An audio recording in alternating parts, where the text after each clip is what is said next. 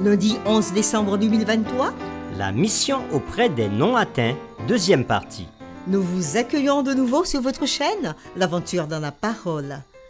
Et nous sommes encore heureux de vous souhaiter la bienvenue. Que Dieu nous ouvre l'esprit et nous guide dans l'enseignement de sa parole et qu'il nous bénisse.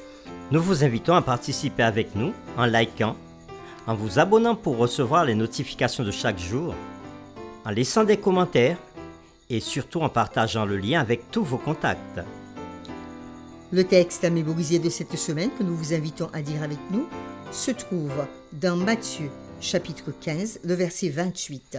Alors Jésus lui dit, « Femme, ta foi est grande, qu'il te soit fait comme tu veux. » Et à l'heure même, sa fille fut guérie. Nous vous invitons à le redire avec nous. Matthieu chapitre 15, le verset 28. Alors Jésus lui dit, « Femme, ta foi est grande, qu'il te soit fait comme tu veux. » Et à l'heure même, sa fille fut guérie. Quelles sont les interactions de Jésus avec les étrangers? Quels sont les préjugés qui peuvent nous empêcher de voir les besoins des peuples, des nations, des ethnies, des villes? Comment croiront-ils ce qu'ils n'ont pas connu?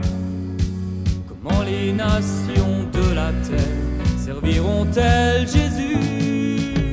Toi, lève-toi et va au nom du Christ, porter l'amour de Dieu au monde.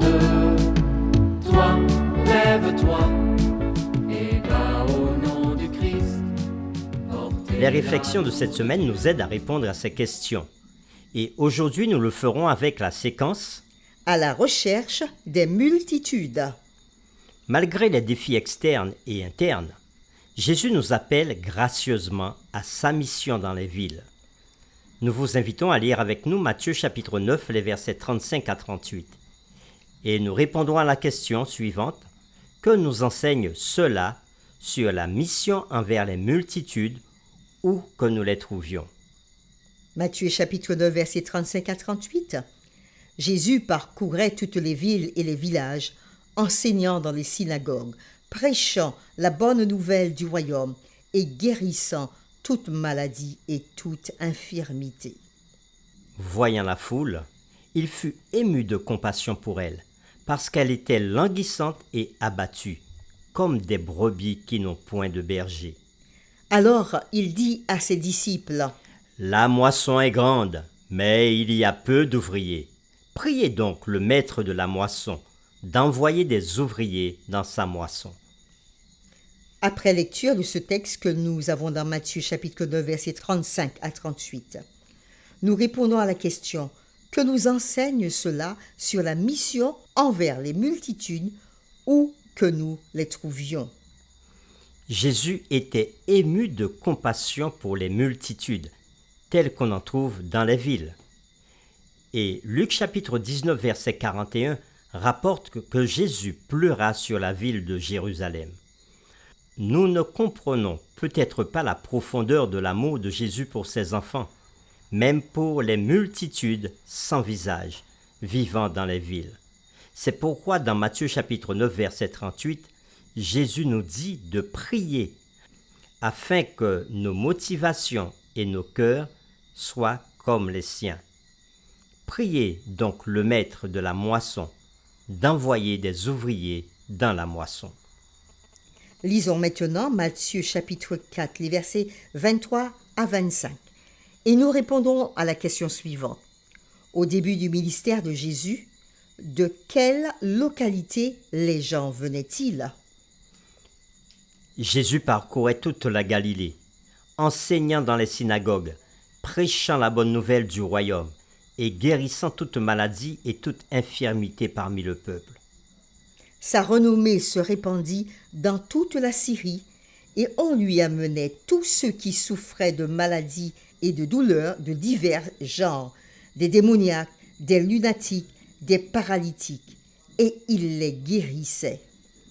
Et une grande foule le suivit de la Galilée, de la Décapole, de Jérusalem, de la Judée et au-delà du Jourdain. Après lecture de ce texte de Matthieu chapitre 4, versets 23 à 25, nous répondons à la question, au début du ministère de Jésus, de quelle localité les gens venaient-ils?